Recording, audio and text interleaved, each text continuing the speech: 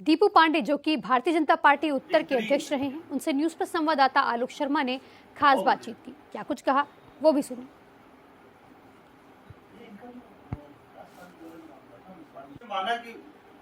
Bharatiya Janata party Kanpur में जो भी उपलब्धियां हुई है पीछे कुछ समय में, उसमें एक बड़ा योगदान रहा है भाजपा उत्तर के अध्यक्ष, निवर्तमान अध्यक्ष दीपू पांडे जी का। बात करने के लिए हमारे साथ मौजूद हैं दीपू पांडे जी। दीपू जी, पहले तो होली की बहुत बहुत शुभकामनाएं। आपको भी और आपके समस्त चैनल के परिवार को होली की हार्दिक शुभकामनाएं और आने वाले गंगा मेला और नवरात्रि रामनवमी की भी बहुत बहुत शुभकामनाएं व्यक्त करता हूँ। दीपू जी, अभी कल फैसला आया कि जो भाजपा उत्तर के अध्यक्ष भी बने हैं वो अनिल दीक्षित जी बने हुए हैं, और आपने 3 साल का आपका कार्यकाल रहा है एज ए अध्यक्ष उत्तर के, तो क्या कमियां आप पाते हैं संगठनात्मक? माननीय अनिल दीक्षित जी को नेतृत्व ने अध्यक्ष निर्वाचित किया और मैं उनको बहुत बहुत बधाई देता हूँ। नेतृत्व के प्रति आभार व्यक्त करता हूँ। उन्होंने एक कार्यकर्ता को कानपुर जैसे महत्वपूर्ण नगर का जिला अध्यक्ष बनाया है। और जहां तक कमी और उसकी बात है, तो ये नेतृत्व ने निर्णय करते समय विचार किया होगा। निश्चित रूप से कुछ ना कुछ ऐसा रहा होगा जिसके कारण नेतृत्व ने जो है परिवर्तन किया है पार्टी अच्छे से चलाने के लिए, और हम नेतृत्व के निर्णय का स्वागत करते हैं।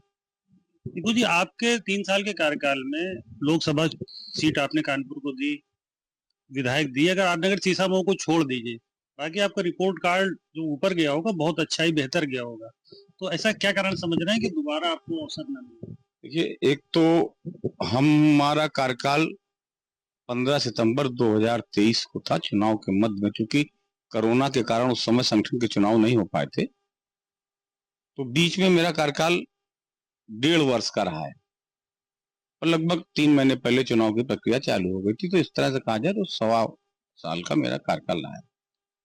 लोकसभा चुनाव में सब कार्यकर्ताओं ने परिश्रम किया, सबने मेहनत की, और उसका सुखद परिणाम यह रहा कि विपरीत परिस्थितियों में भी भारतीय जनता पार्टी ने कानपुर और अकबरपुर दोनों लोकसभाओं में जीत हासिल की। शीशामऊ विधानसभा में हमें जरूर अपने अपेक्षित परिणाम नहीं मिले, लेकिन उसके लिए भी हमारे कार्यकर्ताओं ने कठोर श्रम किया है। एक तरफा वोटिंग हो जाने के कारण एक समुदाय विशेष की और अधिक संख्या में वोटिंग होने के कारण वो सीट हम प्राप्त नहीं कर सके, लेकिन उसने हमको निराश नहीं किया है। हम लोकसभा में वो 27,000 से हारे थे और विधानसभा में लगभग 8,000 से हारे हैं। तो जिस तरह से हमने 19,000 वोट एक लोकसभा से और 4 महीने के अंतराल में कवर किया है, तो मुझे लगता है इन 2 सालों में ये 8,000 वोट कवर करना और 10,000 वोट बढ़ाना ये कोई बड़ी बात नहीं है, और ये वर्तमान अध्यक्ष अनिल जी के नेतृत्व में ये हम लोग करेंगे। क्या जो ये 2027 का चुनाव है उसमें एक बड़ी चुनौती होगी नए वाले अध्यक्ष जी के सामने, तो उसके लिए क्या सुझाव आपका रहेगा, क्या परसेप्शन? अनिल जी परिपक्व नेता हैं और एक लंबे कालखंड से भारतीय जनता पार्टी में काम कर रहे हैं। चुनाव का भी उन्हें अनुभव है।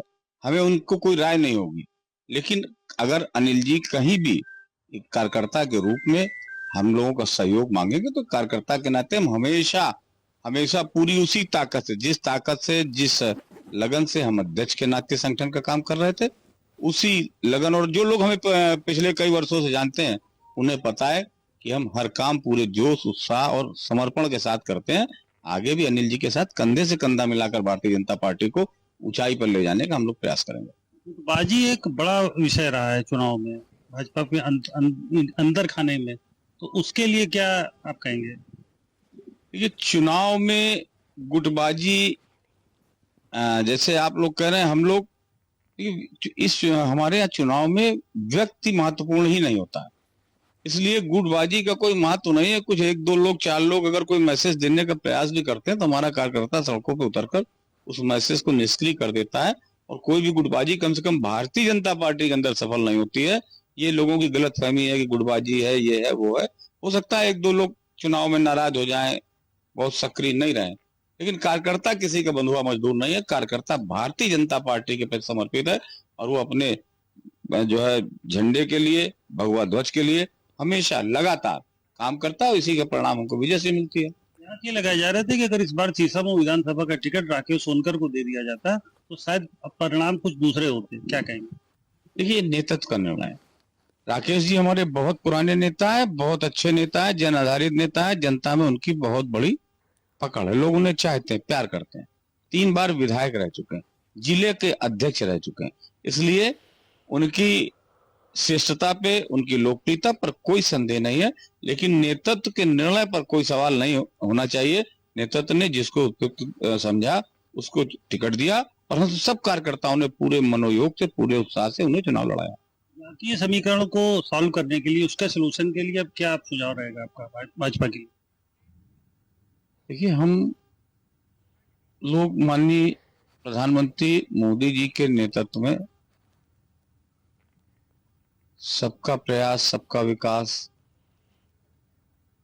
सारे समाज को लेके चलते हैं। हमारे यहाँ हर वर्ग का नेतृत्व उपस्थित है।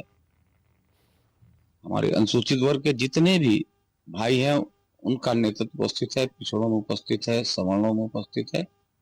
तो हमें इस तरह की किसी जातीय समीकरणों की आवश्यकता नहीं पड़ती है। हाँ, कुछ लोग चुनाव के समय, कुछ विशेष वर्ग के लोग जो एक तरफा वोट करते हैं और कुछ भ्रमित लोग उनका सहयोग कर देते हैं। इस कारण से कभी कभी परिणामों में निराशा मिलती है। लेकिन हमें लगता है कि ये 2 वर्ष का समय बहुत महत्वपूर्ण है और हम सब लोग माननीय योगी जी के आह्वान को कि बटेंगे तो कटेंगे और माननीय मोदी जी के इस आह्वान को कि एक रहेंगे, नेक रहेंगे, सेफ रहेंगे, इसको अपने मन में उतार के काम करेंगे। 2027 का चुनाव परिणाम 2022 से भी बेहतर होगा, ऐसा